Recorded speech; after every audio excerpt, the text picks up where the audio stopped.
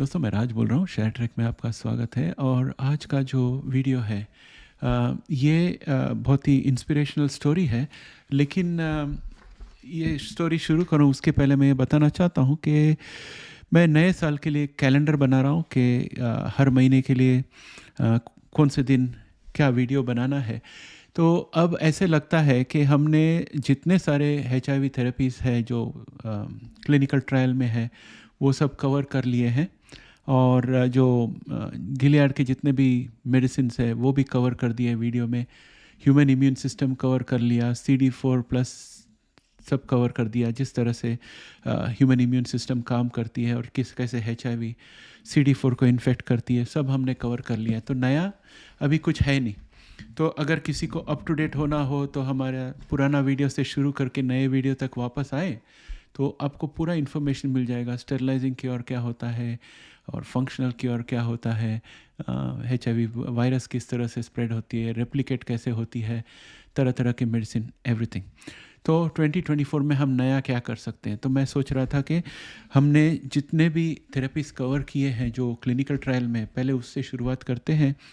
सबसे आगे है ASC22 विथ जो चाइना में है, उसकी थेरेपी क्लिनिकल ट्रायल। तो मैं सोच रहा हूँ कि इस हफ्ते अगले वीडियो जो आएगा वो ASC22 विथ का आएगा।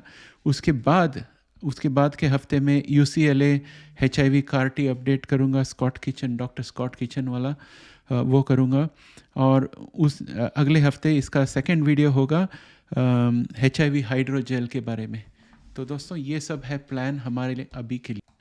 और आज की स्टोरी हमारी आ रही है एम्स्टर्डम से। क्या कभी आपने सोचा होगा कि कोई शहर में HIV के ऊपर इतना कंट्रोल होगा कि साल भर में सिर्फ 9 नए HIV इन्फेक्शन होंगे?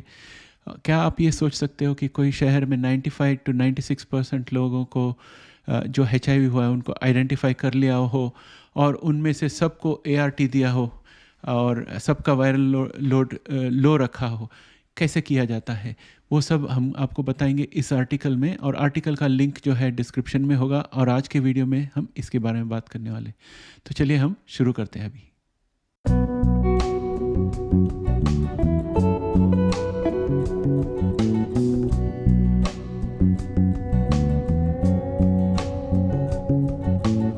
तो दोस्तों ये जो महिला यहाँ दिखाई दे रही है ये है डॉक्टर गोडेलीव J. D. Bree। ये एम्स्टर्डम में रहती है और इन्होंने ये जो इनिशिएटिव है उसका काफ़ी योगदान दिया है। और इस आर्टिकल में जो है सबसे पहली चीज़ ये है कि कहते हैं new cases of HIV infections are close to being eliminated in Amsterdam. इसका मतलब है कि एम्स्टर्डम में नए HIV केसेस लगभग बंद ही हो गए हैं, यानी कि HIV वहाँ स्प्रेड नहीं हो रहा है एम्स्टर्डम में। और 2010 में 201 HIV केसेस थे यहाँ पर, उसको कम करके 9 बनाया है 2022 में। तो 2022 तक 9 आ गए खाली। तो 98% जो लोग रहते हैं जिनको HIV डायग्नोस हुआ है उनमें से 95% लोग को इन्होंने ART में डाल दिया है और उस 95% में से लगभग 95% को वायरल सप्रेशन हो गया है, यानी कि वो लो लेवल वायरस हो गया है। तो इस तरह से पूरा इन्होंने कंट्रोल कर लिया। और किया किस तरह से है इन्होंने, तो इसके लिए उन्होंने कहा कि ऐसे भी एम्स्टर्डम में रेट कम ही हो रहा था लेकिन काफ़ी तेज़ी से कम नहीं हो रहा था जितना तेज़ी से हम चाहते थे। तो उन्होंने सोचा कि किस तरह से इसको हम कंट्रोल कर सकते हैं। और उन्होंने पहले ही ये चेतावनी दे दी है कि एम्स्टर्डम में जो हुआ बाकी जगह पे हो जाए इसकी कोई गारंटी नहीं है। उन्होंने कहा कि एम्स्टर्डम एक बहुत ही ख़ास शहर है जिसका साइज़ जो है ज़्यादा बड़ा भी नहीं और ज़्यादा छोटा भी नहीं। और दूसरी बात, एम्स्टर्डम जैसे शहर में स्थायी लोग बहुत हैं, यानी कि जो वहीं पर रहने वाले लोग जो है वो बहुत है और आते जाते लोग बहुत कम है।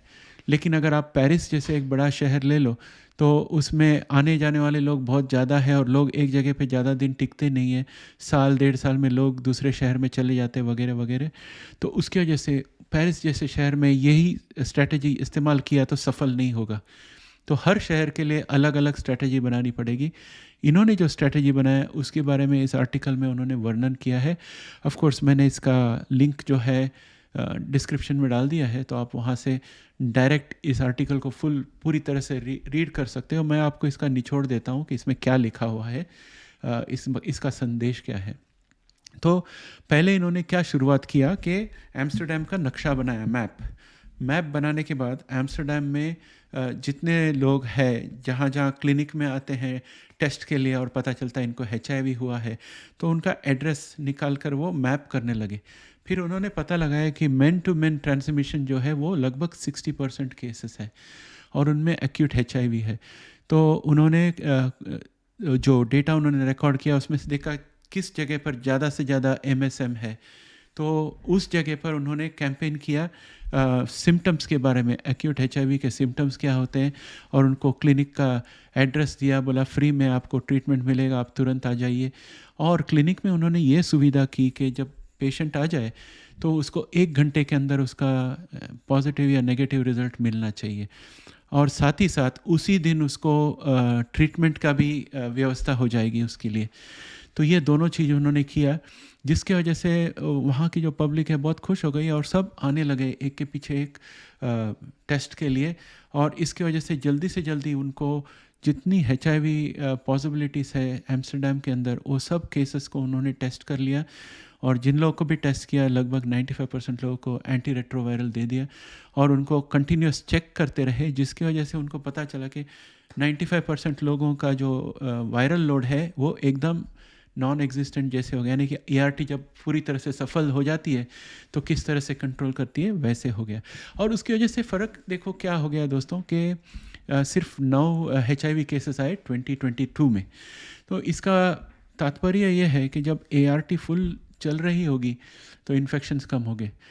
ऐसे देखने जाओ तो कोई इंसान जानबूझकर HIV इन्फेक्शन नहीं लेता, ये हो जाता है एक्सीडेंट से, जाने अनजाने में हो जाता है। तो जब ART बहुत अच्छी तरह से चलती है और जब जितने लोग HIV के हैं उनको डायग्नोस किया जाता है और सबको ART में डालते हैं तो सब में वायरल लोड कम हो जाती है। तो अगर गलती से कोई एक्सीडेंट भी हो जाए तो जो अनइन्फेक्टेड लोग हैं उनके अंदर HIV नहीं जा सकती, तो उसकी वजह से नए इन्फेक्शंस जो है वो एकदम ड्रॉप हो जाते हैं। तो ये जो है इसका भी फ़ायदा मिला है एम्स्टर्डम को, और वहाँ से ये सीखने को मिलता है। और दोस्तों सवाल ये है कि एम्स्टर्डम सक्सेसफुल क्यों हुई। ये कारण है कि उन्होंने पहले जब नक्शा बनाया और उसमें पता चला कि कौन सी जगह में किस तरह के पेशेंट्स हैं, तो उनको पता चला कि अलग अलग जगह पे अलग अलग कम्युनिकेशन करना है। तो उन्होंने स्टेक होल्डर्स को जमा किए। स्टेक होल्डर्स मीन्स जिन लोग को इस चीज़ के बारे में रुचि है या जिनको इसका इफ़ेक्ट होता है उन लोग को। मिसाल के तौर पर HIV का अगर स्टेक होल्डर देखने जाओ तो कौन कौन होगा, पेशेंट, फिर फार्मासिस्ट, फिर डॉक्टर, नर्स, म्यूनसिपैलिटी, गवर्नमेंट, ये सबको इसके बारे में इंटरेस्ट है और ये लोग इसके बारे में कुछ ना कुछ करते हैं, तो इन्हें स्टेक होल्डर गिना जाता है। तो शहर में अलग अलग जगह पर अलग अलग तरीके का कैंपेन चाहिए था। तो पहले इन्होंने कम्युनिकेशन एक्सपर्ट्स को पकड़े और बोले कि भाई हमारे को आप सहायता कीजिए कम्युनिकेशन डेवलप करने के लिए, हमको MSM को एड्रेस करना है, यहाँ पर हमको LGBTQ को एड्रेस करना है वगैरह वगैरह, और तो उनको ले आए। फिर उन्होंने क्या किया कि अलग अलग म्यूनसिपाल्टी में अलग अलग लोग हैं तो उन लोग को बुलाया, अलग अलग म्यूनसिपाल्टी वाले लोगों को, और साथ ही साथ डॉक्टर्स और नर्सेस उनके रिप्रेजेंटेटिव्स को बुलाए, और सब ने मिलकर डिस्कस किया कि हर एक ने बताया कि वो किस तरह से हेल्प करते हैं HIV को स्टॉप करने के लिए, उनका क्या स्ट्रेटजी है, कितना पैसा लगाते हैं और उस पैसे का क्या करते हैं जिसकी वजह से पेशेंट को मदद हो सकती है। फिर आपस में उन्होंने डिस्कस करके तालमेल कराया ताकि पैसा डबल खर्चा ना हो कि एक ही चीज़ 2 व्यक्ति कर रहे हैं वो ना हो, और दूसरा कि कोई और कुछ करता है तो उसके साथ किसी और का काम साथ में जा सकता है क्या और ज़्यादा इफेक्ट ले आ सकता है क्या, इस तरह से सिनर्जी कहते हैं इंग्लिश में। तो वो उस तरह से उन्होंने क्या किया कि जितना खर्चा होता है उसको भी एकदम कंट्रोल किया, और उसके साथ साथ हर एक व्यक्ति जो काम करता है वो इस तरह से उन्होंने ज्वाइन कर दिए कि एक दूसरे के साथ तालमेल के साथ सब चलने लगे, और उसकी वजह से क्या हो गया कि ये सही जगह पर सही कैंपेन कर सके और वहाँ के हॉस्पिटल में 1 घंटे के अंदर रिज़ल्ट और उसी दिन ट्रीटमेंट जारी करना, ये सब उन्होंने कर लिया। और उसका जब नतीजा आ गया, वो नतीजा देखकर अभी सब लोग एकदम चौकन्ने हो गए, बोलते कि हम इसे और भी अच्छा बना देंगे, ज़ीरो चाहिए हमारे को केस आगे चलकर, उसके लिए हम पूरा प्रयास करेंगे। और अभी उनका काम बहुत आसान हो गया। यह आर्टिकल में कहते हैं कि पहले हम पोस्टल कोड और एरिया के हिसाब से हम लोग नक्शे में सब देखकर ढूंढते थे, और अभी हम हर एक व्यक्ति को ढूंढते हैं। अभी ग्रुप्स को ढूंढने की ज़रूरत नहीं, व्यक्ति को ढूंढनी पड़ती है, क्योंकि पहले 205, 175 ऐसे इन्फेक्शन आते थे। अभी साल में 9 इन्फेक्शन 2020 में। इसका मतलब है 2023 में उनको बिल्कुल ढूंढना पड़ेगा, 1 या 2 व्यक्ति मिलेंगे यहाँ वहाँ जिनको इन्फेक्शन है। तो वो हद तक ये एम्स्टर्डम में इन्होंने सक्सेस कर लिया है। और ये जो डॉक्टर गोडलीव जे डी ब्री है, इनको काफ़ी खुशी होती होगी, क्योंकि इन्होंने काफ़ी ज़िंदगी बचाई है, काफ़ी लोगों की ज़िंदगी बचाई है। और जब एक शहर में HIV का इंसिडेंस जो है इतना कम हो जाए, तो सब लोग सुरक्षित महसूस करते हैं। HIV पेशेंट को भी सुरक्षित महसूस होता है और बाकी लोगों को भी सुरक्षित महसूस होता है, क्योंकि उनको आश्वासन होती है कि गलती से भी उनको HIV इन्फेक्शन नहीं हो सकती है। तो समाज को भी फ़ायदा होता है और HIV पेशेंट्स को भी फ़ायदा होता है।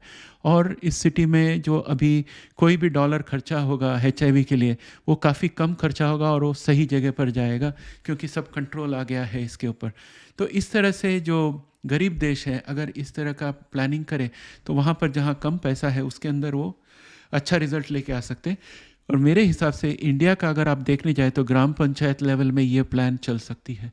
ग्राम पंचायत या छोटा टाउन रहेगा, समझ लीजिए 5 लाख लोगों की बस्ती जहाँ रहेगी, वहाँ पर ऐसे कर सकते हैं ये इस तरह का प्लान, और सक्सेस हो सकता है। और कोई भी जगह से लोग अगर ये प्लान बनाना चाहते हैं, तो एम्स्टर्डम वालों से आप बात करेंगे तो वो आपको सिखा सकते हैं कि किस तरह से उन्होंने एम्स्टर्डम में किया। और अगर आपके पास 5 लाख का जितना पॉपुलेशन है, तो आप किस तरह से एक स्ट्रेटजी डिज़ाइन कर सकते हैं आपके गांव में या आपके शहर में HIV को कम कराने के लिए। तो ये मुंबई जैसे शहर में ये सब काम नहीं आएगा। ये काम आएगा छोटे शहर जो है, यानी कि Tier 3 शहर, उस तरह के छोटे छोटे शहर में काम आएगा, जहाँ लोग एक ही जगह पर बहुत साल तक रहते हैं, जहाँ जनसंख्या कम है और लोग एक दूसरे को जानते हैं, वहाँ पर ये काम कर सकता है। तो ये एकदम इंटरेस्टिंग स्टोरी है जो मैं आपके लिए लेके आना चाहता था, ताकि आपको भी प्रेरणा मिले कि हो सकता है अगर ग्राम पंचायत या म्यूनसिपैलिटी और देश के नेता अगर चाहे तो कंट्रोल में ला सकते हैं HIV को। और लेकिन इसमें सहायता चाहिए लोगों के भी। एम्स्टर्डम में एजुकेशन लेवल काफ़ी हाई है, लेकिन आप अगर ये इंडिया में देखने को जाओ तो एजुकेशन लेवल कम है, तो इसलिए इंडिया के लिए तो काफ़ी मुश्किल है। लेकिन फिर भी इंडिया मेरे हिसाब से काफ़ी अच्छी तरह से काम कर रही है HIV कंट्रोल के लिए। और एम्स्टर्डम जैसे स्ट्रेटजी अगर ग्राम पंचायत लेवल में इस्तेमाल किया जाए या Tier 3 सिटीज़ में इस्तेमाल किया जाए, तो सफलता वहाँ पर मिल सकती है। तो दोस्तों, इसके साथ ये वीडियो मैं यहाँ समाप्त करता हूँ। अगला वीडियो में हम बात करेंगे ASC 22 विद चिडामाइन के बारे में। जय हिंद।